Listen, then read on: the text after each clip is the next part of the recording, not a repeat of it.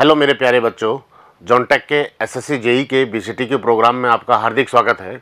BCT के programme का जैसा कि आप जानते हो कि बिल्ड कंसेप्ट थ्रू क्वेश्चंस के थ्रू हम आपके कंसेप्ट को बिल्ड करेंगे और आपकी प्रिपरेशन को बूस्ट करते हैं। इसी संदर्भ में मैं आज जो क्वेश्चन लेकर आया हूँ वो क्वेश्चन है 22 जनवरी 2018। 22 जनवरी 2018 को पूछे गए क्वेश्चन 22 जनवरी 2018 कब 22 जनवरी 2018 इवनिंग में पूछे हुए क्वेश्चन, इवनिंग पारी में पूछे गए क्वेश्चन। 22 जनवरी 2018 इवनिंग पारी में पूछे गए क्वेश्चन एसएससी जेई में। उन क्वेश्चंस की हम सीरीज़ को डिस्कस करेंगे कि इवनिंग पारी में कितने प्रकार के क्वेश्चन और कितने क्वेश्चंस पूछे गए। तो मैं पहला क्वेश्चन स्टार्ट करता हूँ। पहला क्वेश्चन है the unit of kinematic viscosity are. Kinematic viscosity की यूनिट क्या होती है? काइनेमेटिक विस्कोसिटी की यूनिट क्या होती है? हम जानते हैं कि काइनेमेटिक विस्कोसिटी बराबर होता है dynamic viscosity upon density.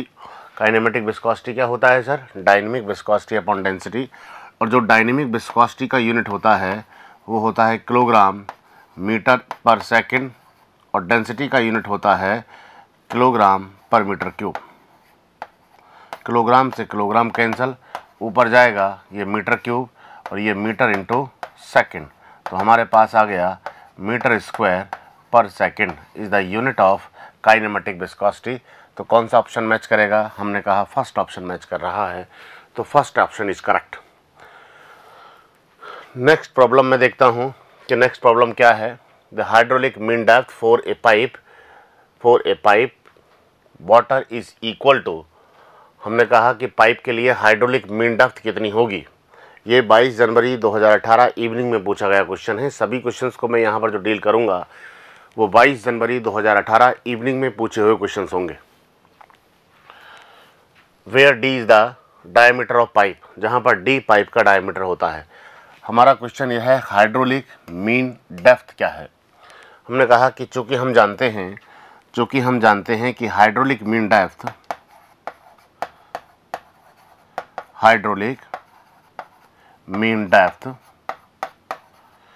M से हम डिनोट करते थे। ये होता था एरिया अपॉन पेरीफेरी, मतलब बीटेड एरिया अपॉन बीटेड पेरीमीटर। ठीक है, ये क्या होता था? बीटेड एरिया क्या होता है? बीटेड area upon बीटेड perimeter.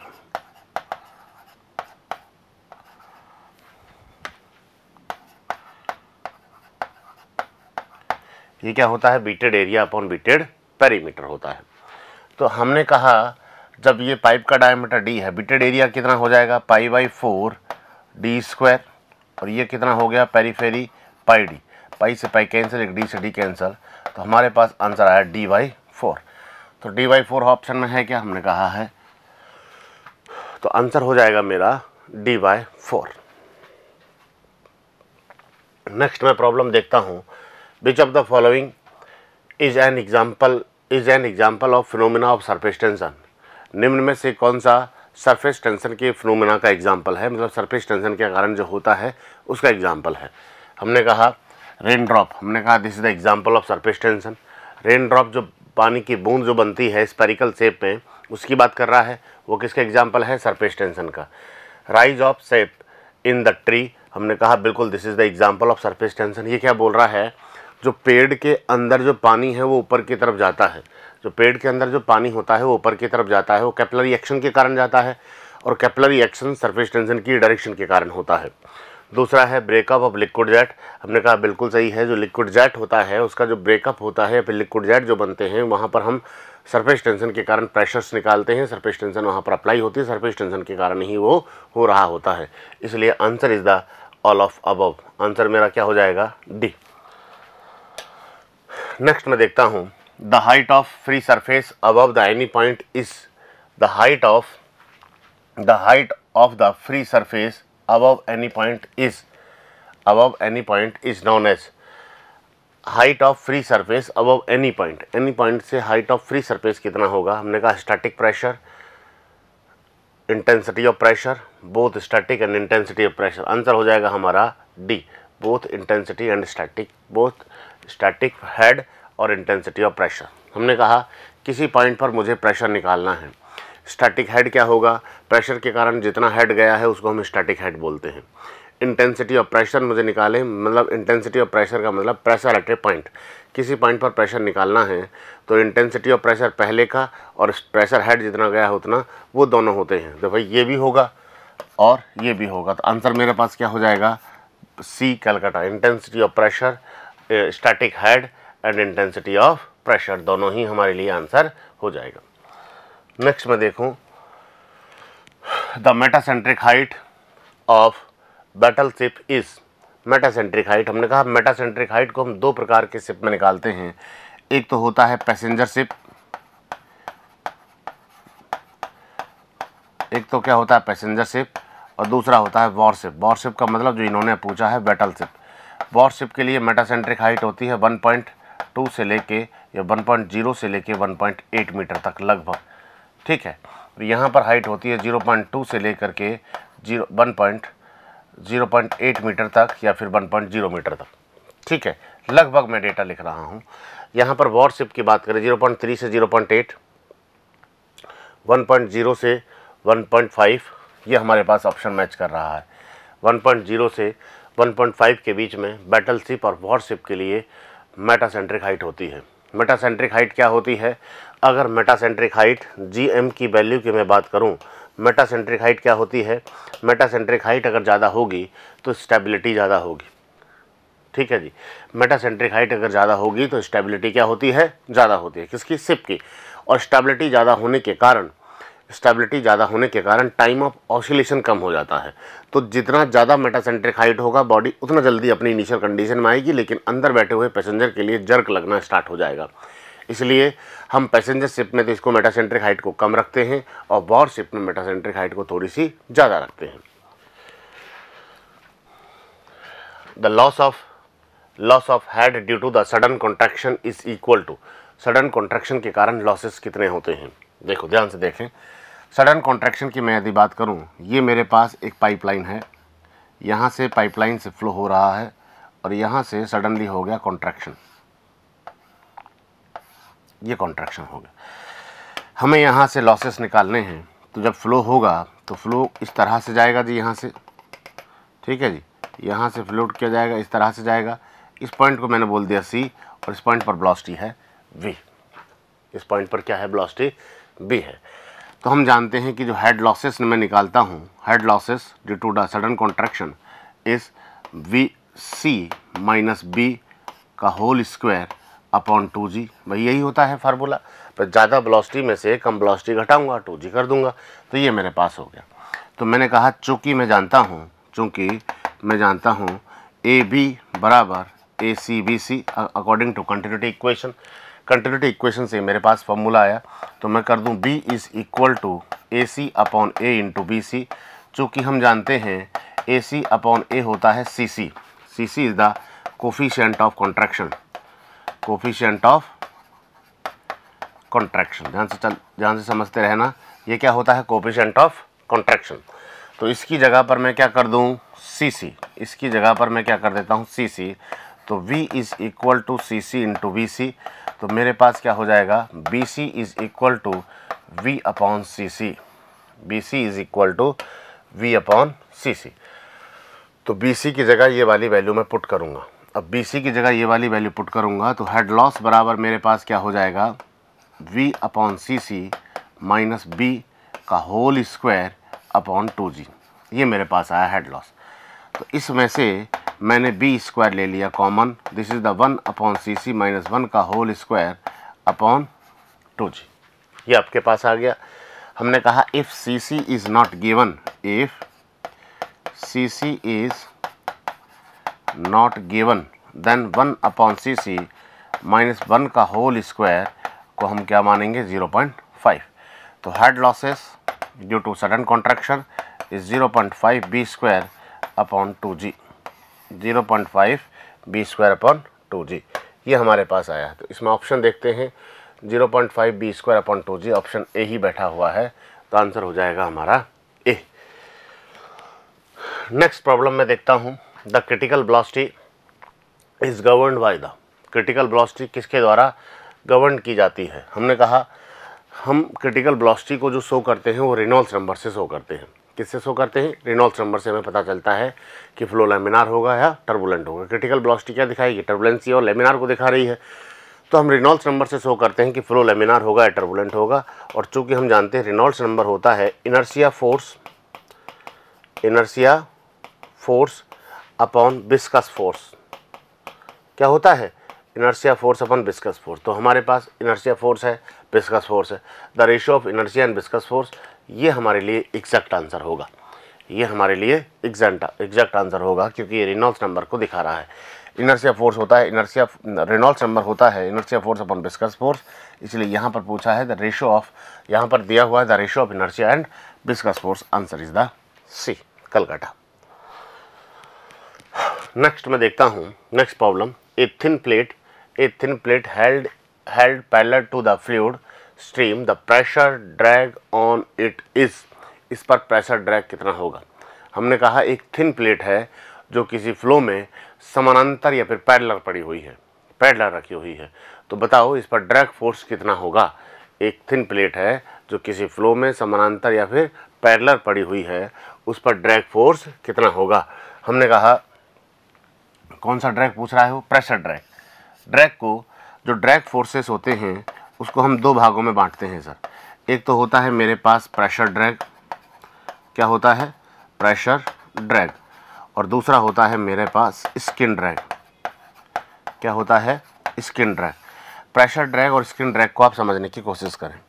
Pressure drag क्या होता है, स्किन ड्रैग क्या होता है? जैसे ये मेरे पास एक बॉडी है, ये मेरे पास एक बॉडी है, एक कार है।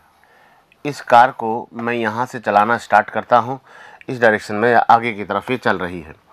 तो इस पर कुछ यहाँ से फोर्सेस लगेंगे, हवा के कारण बिल्कुल लगेंगे। तो यहाँ वाली सरफेस है, इस पर इस तरह से हवा टच होके जाएगी। तो यहाँ पर जो ड्रैग फोर्स लग रहा है इसको हम बोलते हैं स्किन ड्रैग, और यहाँ पर जो ड्रैग लग रहा है इसको हम बोलते हैं प्रेशर ड्रैग। तो प्रेशर ड्रैग, तो अगर कोई बॉडी इस तरह से रखी हुई है उस पर प्रेशर ड्रैग सबसे ज़्यादा होगा। अगर कोई बॉडी इस तरह से पैरेलल हो गई, जैसे इस डायरेक्शन में फ्लो हो रहा है, इस डायरेक्शन के पैरेलल हो गई, तो इस पर प्रेशर ड्रैग क्या हो जाएगा? ज़ीरो। तो टोटल क्या लगेगा? Skin drag. अगर इस बॉडी को इस तरह से रख दूं तो इस पर प्रेशर ड्रैग मैक्सिमम होगा। तो ये बॉडी जो होती है, ये बॉडी जब पैरेलल रख दिया तो इसको हम बोलते हैं स्ट्रीमलाइंड बॉडी। इस बॉडी पर प्रेशर ड्रैग ज़ीरो होते हैं। ये बॉडी है जिस पर स्किन ड्रैग ज़ीरो होते हैं, प्रेशर ड्रैग मैक्सिमम होते हैं, तो उसको हम क्या बोलते हैं? Bluff body. तो यहाँ पर आंसर क्या है? इस ज़ीरो या फिर मिनिमम। मैं अगर इसको मिनिमम भी करना चाहूँ तो मिनिमम भी कर दूंगा, और जीरो करना चाहें तो जीरो। मतलब यहाँ पर ये जो फोर्सेस, ये जो वैल्यू है, ये क्या हो गई? जीरो। ये क्या मानी है हमने? जीरो। अगर पैरेलल मैं इसके रखता हूँ तो लिस्ट 1 और लिस्ट 2 को सेलेक्ट करना है हमें, तो इनसे हमें देखना है, इस लिस्ट 1 और लिस्ट 2 को मैच कराना है। देखो, लीकेज लॉस क्या होगा, फ्रिक्शन लॉस क्या होगा, और एंट्रेंस लॉस कितना क्या होता है? लीकेज लॉस क्या होता है? Zero at design point proportional to head. हमने कहा लीकेज लॉस डायरेक्ट मैच कर रहा है। लीकेज लॉस डिजाइन पॉइंट पर क्या होता है? ये zero at the design point पर लीकेज लॉस क्या होते हैं? जीरो। मतलब जब हम डिजाइन करेंगे तो लीकेज होगा क्या? डिजाइनिंग में कोई लीकेज नहीं हो रहा है, लीकेज तो बनने के बाद होता है। Friction loss is proportional to the head. Friction loss क्या होते हैं? हेड के प्रोपोर्शनल होते हैं। फ्रिक्शनल लॉस क्या होते हैं? हेड लॉस होते हैं। हेड लॉस होते हैं किसके प्रोपोर्शनल हो गए? हेड के प्रोपोर्शनल हो गए। एंट्रेंस लॉस की मैं बात करूं, बाय डिफ़ॉल्ट इसी से मैच करेगा, लेकिन हम देख लेते हैं। Proportional to half of the relative velocity square, बिल्कुल सही है। एंट्री के कारण जो लॉसेस होते थे वो होते थे B square, 0.5 B square upon 2g। जैसा अभी थोड़ी देर पहले हमने देखा था, किसके कारण देखा था? सडन कॉन्ट्रैक्शन के कारण। सेम सडन कॉन्ट्रैक्शन के कारण जो लॉसेस होते हैं वही एंट्री के कारण लॉसेस होते हैं। देखो, एंट्री इस तरह से होती है, पाइप में एंट्री इस तरह से, देखो आप दिख नहीं रहा कि जैसे सडन कॉन्ट्रैक्शन हो रहा है, तो सडन कॉन्ट्रैक्शन के कारण जो लॉसेस होते हैं वही एंट्री के कारण होते हैं, इसलिए ये इससे मैच कर जाएगा। तो A 1 2 3 तो आंसर हो जाएगा मेरा आगरा। नेक्स्ट मैं देख रहा हूँ कि नेक्स्ट प्रॉब्लम क्या होगी। When A piezometer can be use for the pressure measurement in pipes can not B use. एक पीजोमीटर को पाइप में प्रेशर मेजरमेंट के लिए कब यूज़ नहीं किया जा सकता है। हमने कहा कि पीजोमीटर की लिमिटेशन थी कि पीजोमीटर लो प्रेशर को केवल लिक्विड के लिए प्रेशर मेज़र करता था और लो प्रेशर को मेज़र करता है, वो भी वैक्यूम प्रेशर को। और negative pressure can not be measured by piezometer, negative pressure piezometer measure नहीं कर सकता। और गैस के प्रेशर को भी पीजोमीटर मेजर नहीं कर सकता क्योंकि गैस में फ्री सरफेस नहीं होता है। इसलिए अगर हमारे पास गैस होगा तो उसको हम आंसर करेंगे pressure difference is low, relative velocity is high, fluid in the pipe is gas. हमने कहा बिल्कुल सही। अगर पाइप के अंदर गैस है तो इसका प्रेशर को मेजर नहीं कर पाएगा कौन? पीजोमीटर। नेक्स्ट प्रॉब्लम मैं देख रहा हूँ, लिस्ट 1 को लिस्ट 2 से आप मैच करना है। लिस्ट 1 को जब लिस्ट 2 से मैच करेंगे तो हमारे पास क्या होगा वो देखते हैं। पहला है हमारे पास pitot tube, micromanometer, pipe bend meter और wall pressure tap. Pitot tube की अगर मैं बात करूं, पिटॉट ट्यूब क्या क्या करता है? Pitot tube is used to flow stagnation pressure. Stagnation pressure को मेजर करने के लिए हम क्या यूज़ करते हैं? Pitot tube. स्टैग्नेशन प्रेशर का मतलब वेलोसिटी जहाँ पर जीरो हो रही है वहाँ पर प्रेशर डेवलप हो रहा है, तो इसलिए हम उसको क्या बोलते हैं? Stagnation pressure. समझे बात? हमने कहा फ्लूइड मैकेनिक्स में मतलब जहाँ पर वेलोसिटी जीरो होगी उसको हम बोलेंगे स्टैग्नेशन पॉइंट, और वेलोसिटी 2 पॉइंट पर जीरो हो रही है उस पॉइंट पर ये वेलोसिटी को मेजर करता है पिटॉट ट्यूब, तो उस पॉइंट पर जो प्रेशर है वो क्या हो जाएगा? स्टैग्नेशन प्रेशर हो जाएगा। Micromanometer is used to pressure differential pressure. और पाइप बेंड मीटर का उपयोग फ्लो रेट डिस्चार्ज को मेजर किया जाता है, ये दूसरा हो गया। और वॉल टैप मीटर ये किससे मैच कर जाएगा? 1 से मैच कर गया, फ्लो स्टैटिक प्रेशर। देखो pitot tube flow stagnation pressure, micromanometer differential pressure, pipe bend meter rate of flow को, wall pressure tap flow static pressure. तो हमारे पास क्या हो गया answer? Bombay. During opening the valve in the pipeline the flow is. जब हम ball को ओपन कर रहे हैं किसी पाइपलाइन में, तो वहाँ पर जो फ्लूइड की प्रॉपर्टी है, जैसे वेलोसिटी हो गया, प्रेशर हो गया, ये फ्लूइड की प्रॉपर्टी किसके साथ चेंज कर रही हैं? टाइम के साथ चेंज कर रही हैं। जैसे मैंने कहा मैंने बॉल को ओपन किया है तो मैंने यहाँ पर देखा कि बॉल धीरे धीरे ओपन हो रहा है। इस पॉइंट पर मैं आया t इक्वल टू 1 सेकेंड पर, तो वेलोसिटी v था, प्रेशर p था।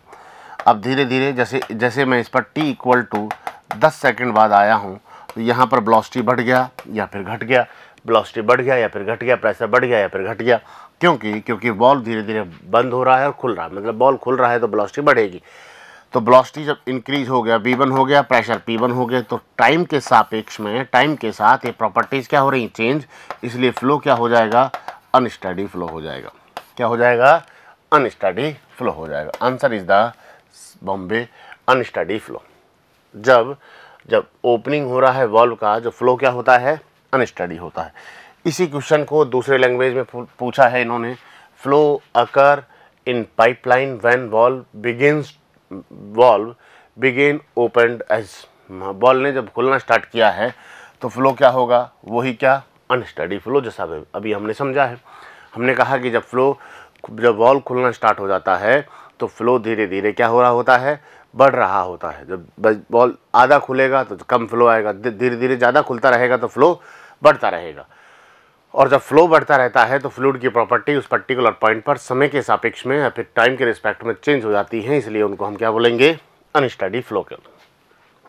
नेक्स्ट मैं देखता हूँ the pressure in pascal at the depth of 1 metre, मतलब हाइट बराबर कितना दिया है? 1 metre. Below the free surface of a body of water is equal to, height दिया है। तो हम जानते हैं कि भैया प्रेशर बराबर क्या होता है? Pressure is the rho g h, यही होता है ना।